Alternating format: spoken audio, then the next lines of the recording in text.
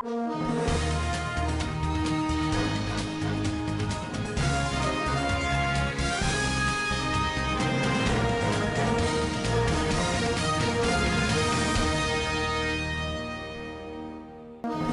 EFCC arraigned some staff of Union Bank over alleged 1.2 million fraud.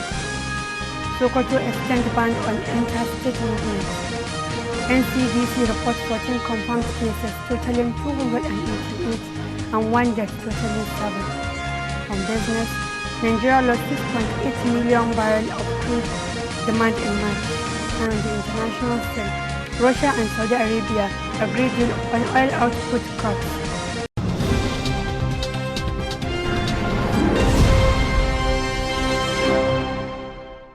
Welcome to Standard Voice Television News. My name is Samira Ibrahim. Now the news in full. The Economic and Financial Crimes Commission EFCC Sokoto Zonal Office on Wednesday arraigned Zaharuddin Ibrahim, Michael Alabi and Ngozi Abojari over alleged forgery and conspiracy to steal 1.8 million naira. The trio were made to appear before Justice Mohammed of Sokoto State High Court. Daily Post gathered that the suspect was staff of one of the branches of Union Bank PLC in Sokoto State. EFCC acting spokesman Tony Orilade, in a statement made available to newsmen in Abuja, said that the bank staff allegedly conspired among themselves to issue automatic teller machine ATM cards to an impostor in the name of bona fide customers of the bank, which was used to withdraw the said sum of money for their personal use. Further, Orilade said the money was stolen from the account meant for the house ground school feeding program initiative of the federal government of Nigeria for primary school pupils spread across the 23 local government areas of the state. Count 1 reads that Zaharuddin Ibrahim, while being the direct sales agent of the Union Bank PLC, Michael Alabi, while being the sales service executive of the Union Bank PLC, Ngozi Abojaru, while being the bank teller of Union Bank PLC, Aisha Sambo and Sa'adatu Musa, now at large, did conspire among themselves to do an illegal act. They stole from the Union Bank PLC account of Fatima Ahmadu and Sadia Bello and thereby committed an offense contrary to Section 59 of the Sokoto State Penal Code Law 2019 and punishable under Section 60 subsection 2 of the same law.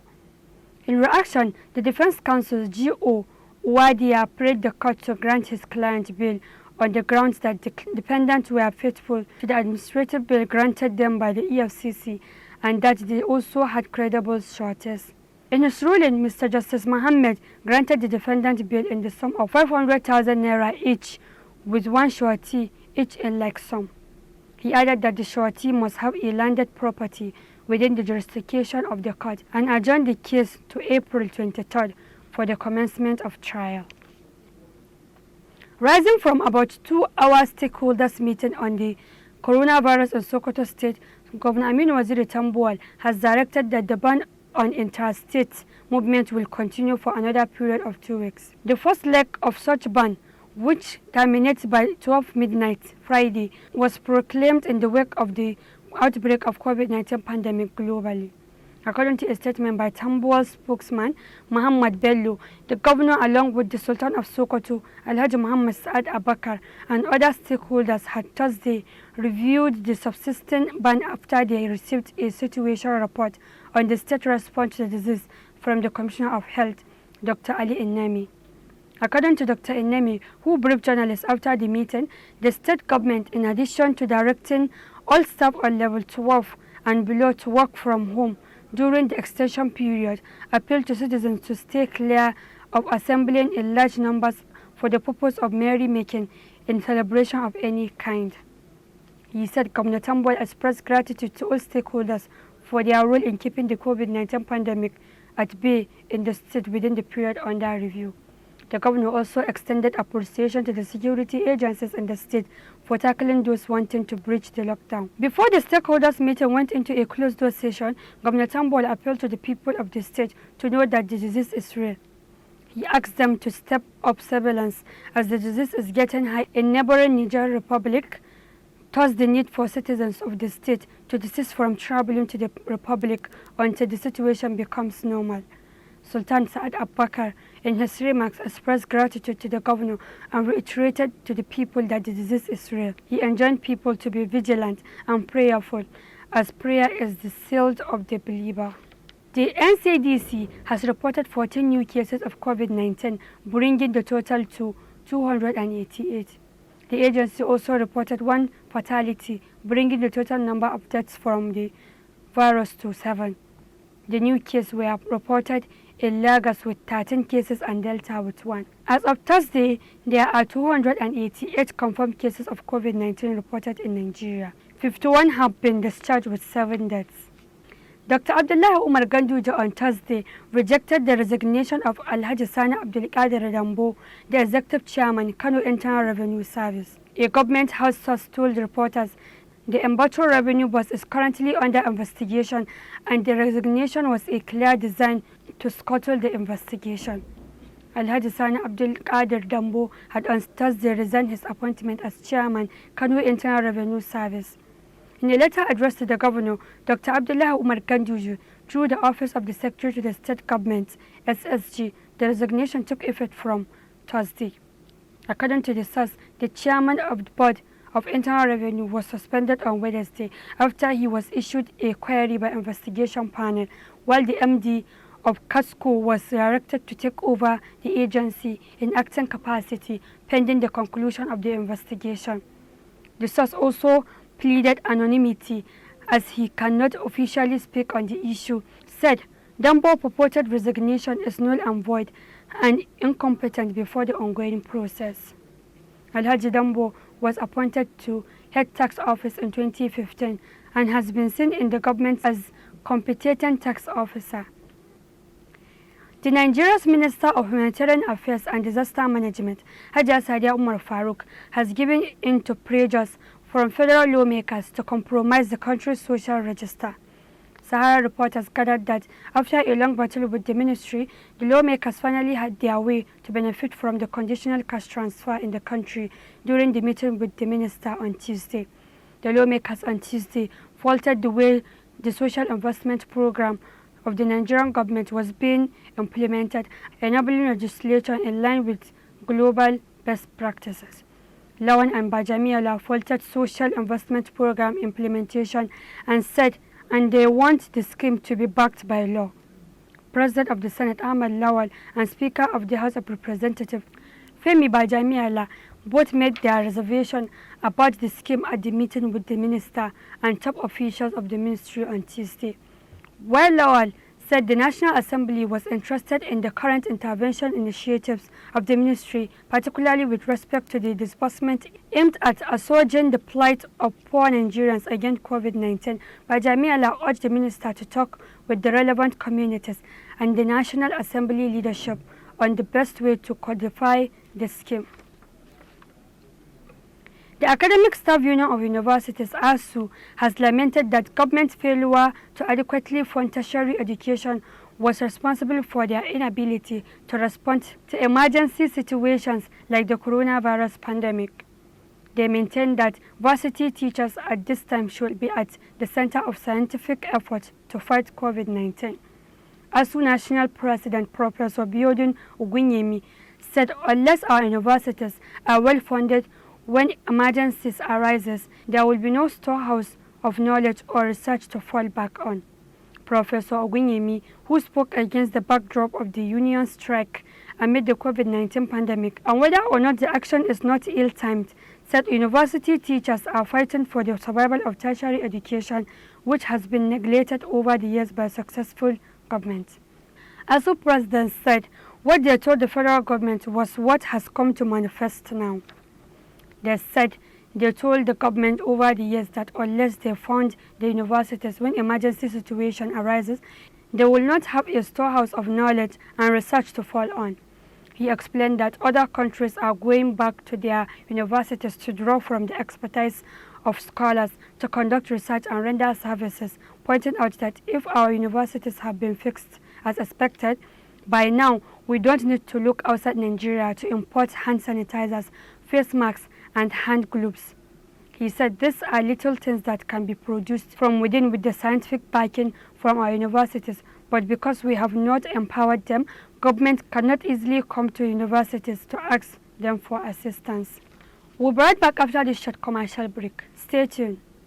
Coronavirus or COVID-19, the most recent outbreak that has turned to be a global pandemic.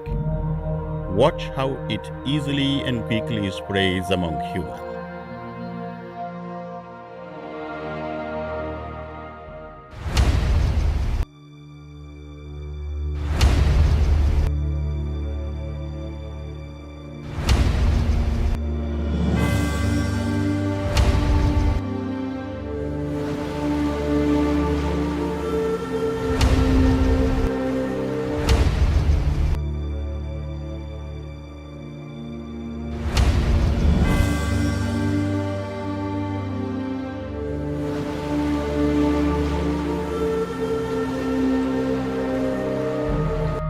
That you can save your life and save the lives of many others by keeping yourself and your environment clean. As part of your civic responsibilities, you should help the government to maintain a clean environment in its determined effort to prevent any outbreak of coronavirus COVID-19 in the states. For your own safety, you should ensure regular washing of your hands with soap under running water or use sanitizer. Avoid body contact and avoid big gathering of people. In case you notice any symptoms of coronavirus, like difficulties in breathing, high body temperature, running nose, feverish condition, you should immediately contact any member of the contact committee on the outbreak of coronavirus COVID-19 on the following numbers: 081 65 40 86 96, 081 05 00 988, or 080-6303-5385. A stitch in time, they say, saves life. This message is from Standard Voice Television, Svtv, Seoul, Zamfara State, Nigeria. Welcome back on Business. Over to Rita.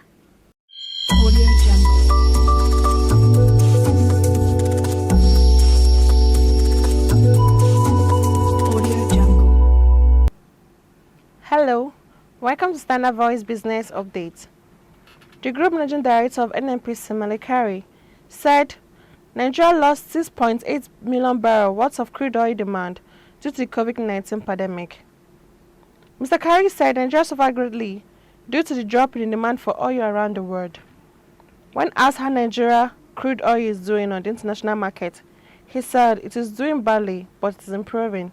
He said last week it went down close to $15 a barrel, but now it's being sold at $2.79 to the barrel.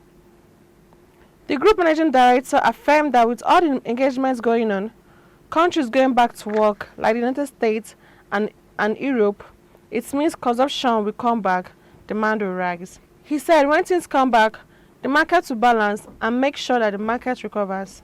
And that's all on Standard Voice Business Update. Until I come your way again, I'm Ogwa Rita. And on the international scene,